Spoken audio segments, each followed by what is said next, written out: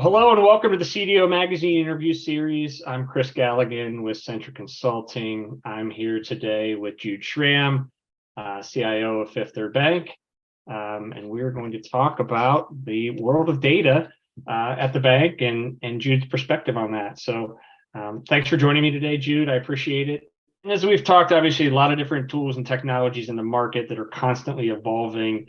From your perspective, how do you ensure your team stays relevant in terms of the evolution of technologies in the data space and really in any space, quite frankly? But it feels as if right now data is the hot topic. There's a ton of products, a ton of investment from the big cloud providers. How do you make sure you're keeping up when you've got an organization as big as yours underneath you? Yeah, it's a good question. I mean, we have quite a bit of just access to online learning and training. Our folks are encouraged to do that. We try to create capacity for people to learn about different technologies and to continue to grow their competency and go to conferences. I mean, I don't think there's a secret sauce there. I think you just have to have a commitment to it. But the other piece is you can get tool sprawl really fast as well. And so one of the things we're trying to be very constantly mindful of is there's always a lot of great tools. We got to have a really good use case for why we want to bring them in or use them, or why we want to pivot away from something that we have.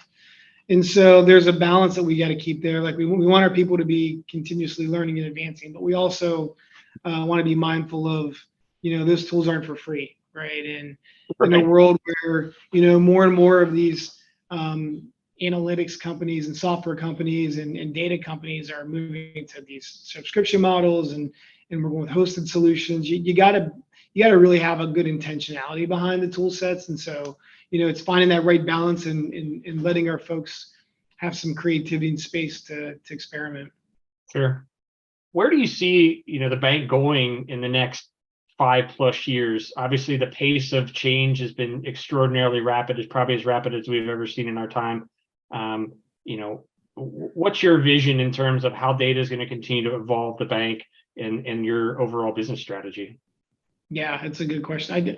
I'll tell you what, I think that there's really 2 or 3 elements of this. I think the one that everybody will talk about is the use of things like generative AI. I do think that there's very few times in a career where you see really transformative technology come into the marketplace.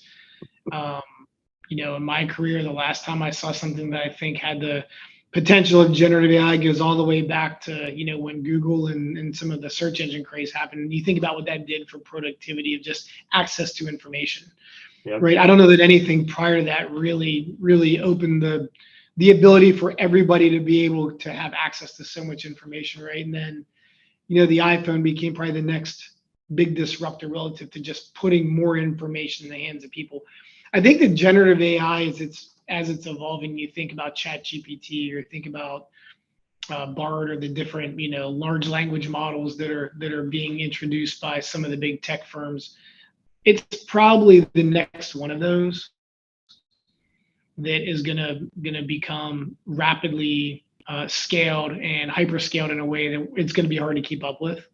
So I think from a banking perspective, there's always gonna be a bit of a slower adoption because we have to be mindful of the regulatory commitments that we make around protecting people and protecting their finances and protecting their identity. But as we learn how to do that in this technology age of generative AI, I think that will become a massively valuable disruptor to the capabilities of the bank and things that we can do that we couldn't do before to deliver a much better product and service capability to our customers. And so, I think our employees will benefit tremendously from it. So I think that's a big one over the next 5 years.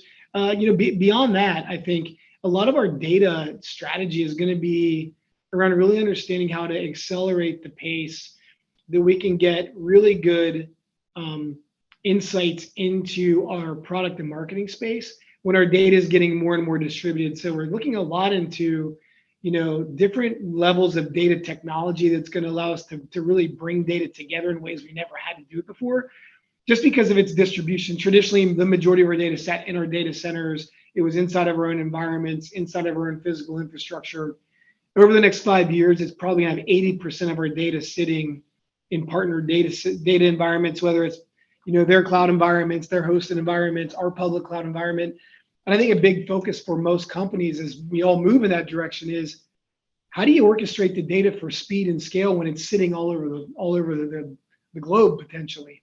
Yeah. Depending on the company, right? Because if I've got to orchestrate getting a customer their pending transaction balance on their mobile device, it's supposed to be near real time. I can't take 45 seconds to go find all that data in 3 different partners' systems. And so Right. thinking about speed, thinking about scalability of those types of solutions that can really mesh the data in a way that we can utilize it near real time, because banking traditionally has been a very batch industry, right? We're losing that with the advancements of a lot of the capabilities of near real-time banking and real-time banking capabilities. And so, the way we think about data has got to keep up with that.